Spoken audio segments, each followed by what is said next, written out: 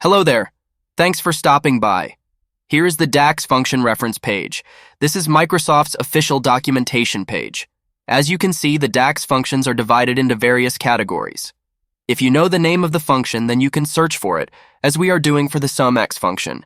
And as you can see here, every function has a dedicated page that lists the syntax, return value, example, etc. You can also download the complete reference as a PDF too. However, from time to time and based on the needs, one can look up the function definitions on this website.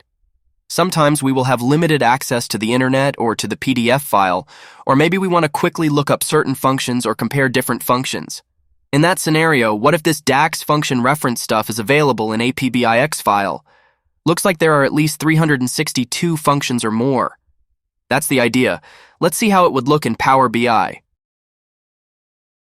We are now in the table view in Power BI. As you can see, there are 5 columns here. Using the drop-down on the type column, just filter for aggregation functions. Let us create a new measure named number of functions. Instead of distinct count, let's use the count rows function over our table. We can use this measure in our report page.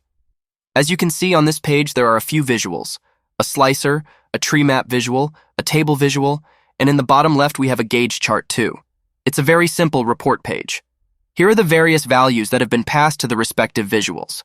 Tooltips are visible if you hover over the table visual. However, for the tree map visual, a tooltip page has been added. If the user make a selection on the slicer, then the relevant functions are filtered in the tree map visual as shown here. If you hover any item, then a tooltip is shown. This tooltip shows tables. As expected, all these visuals are interactive, and one can quickly look at the function description, syntax, compare functions, etc. This is how the tooltip page has been created. As per our goal, a handy PBX file has been created. This looks cool, right? Hopefully all the functions are correctly depicted in this report page. Link for this PBIX file is in the description box below. Thanks for watching. See you in the next video.